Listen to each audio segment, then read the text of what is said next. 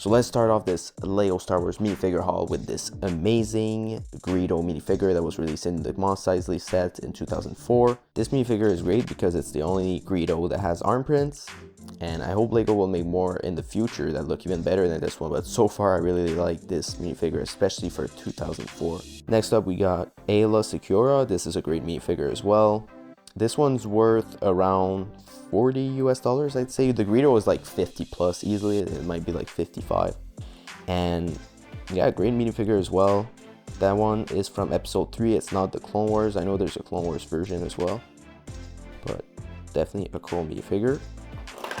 And I see this big dewback right here. That's the original one as well from the Cantina. He comes with Greedo.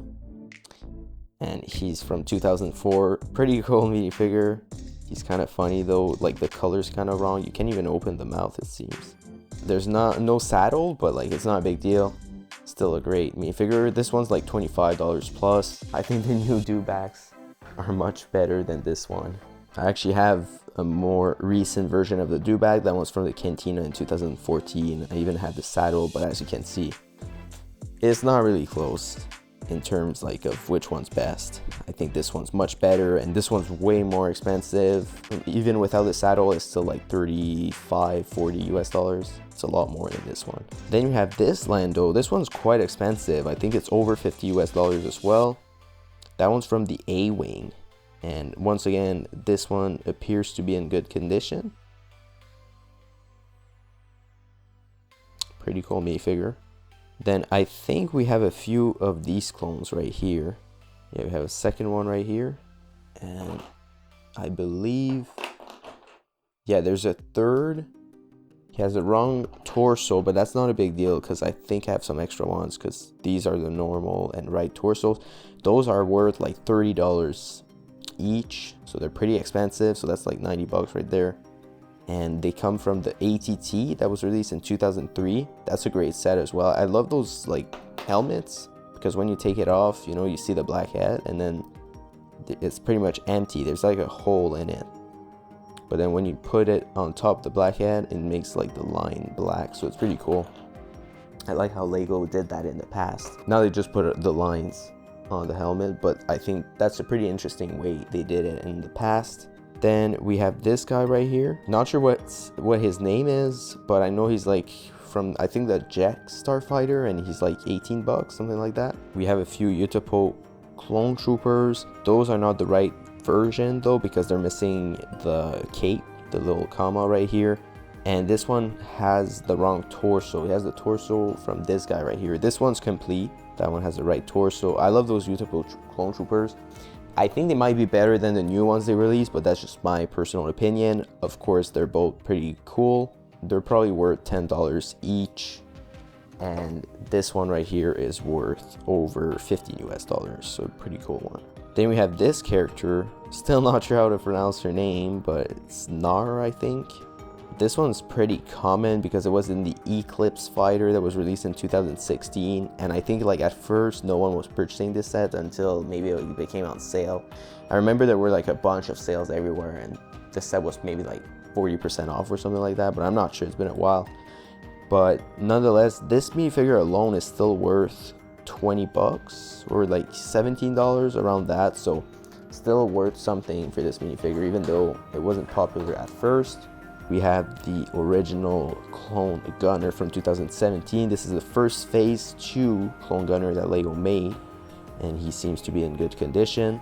Once again, I think this Clone Gunner is even better than the new one, but that's of course my personal opinion. I just like the prints on the helmet more, and I think his torso is pretty cool too. We have a few Mandalorian Super Commando. I saw 2 of these. And oh, that's unfortunate. I thought the torsos would have like the jetpack. There's no jetpack on these Mandalorian Super Commandos, so that's unfortunate.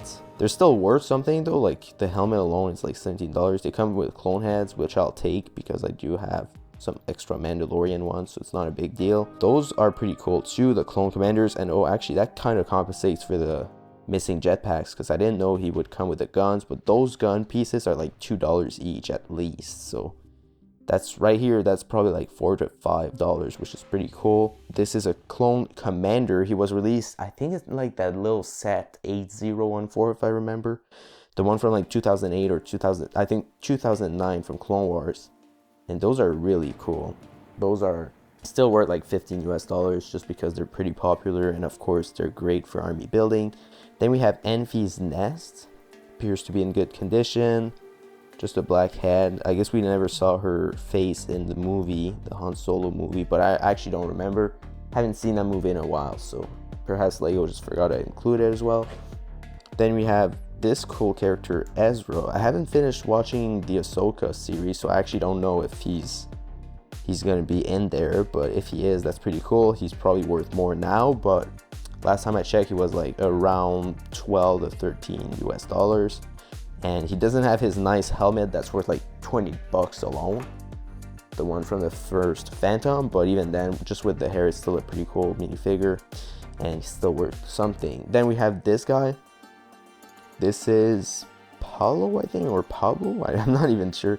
Paolo, I'm not sure, but he's the guy from the Krennic Shuttle, an exclusive minifigure. All minifigures from the Krennic Shuttle are exclusive, actually. And this one's worth over $10 US, even though it's not really a cool character. I think it's just because he's unique and he's still a rebel trooper, you know, so you always gotta have more of these.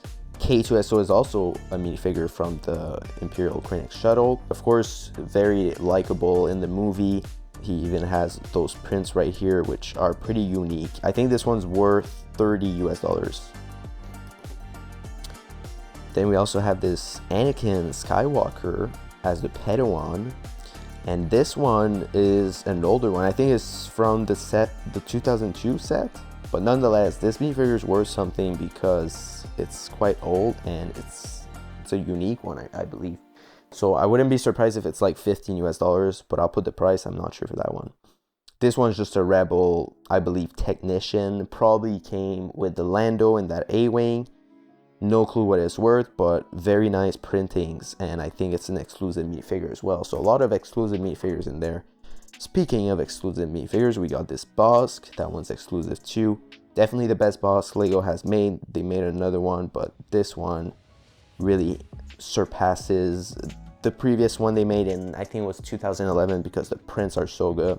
He comes in the Bounty Hunter Battle Pack. I actually do have quite a few of these. They're still common, but they're worth a lot just because of the Bounty Hunters and the minifigures. People go crazy for them. Not sure who that is, honestly, but he's supposed to be worth something. So I'll let you know what that character is and how much he's worth, but it seems to be in pretty good condition. We have this Darth Maul from Clone Wars, and very cool minifigure. The legs, of course, are unique from Clone Wars. I think he only has that in Clone Wars and Rebels, because we saw him in Rebels after as well. Really cool minifigure. He has arm prints and prints everywhere, so even the like head really looks like Clone Wars, so it's a very well done minifigure. Can't go wrong with that one. This one is around $20 US. I'm surprised it's not worth more, just because I thought like Clone Wars were super popular, but I guess this Darth Maul in particular is not that popular. Finally, we have this horse. Not sure how much that's worth, but he does have some excellent prints on this right here.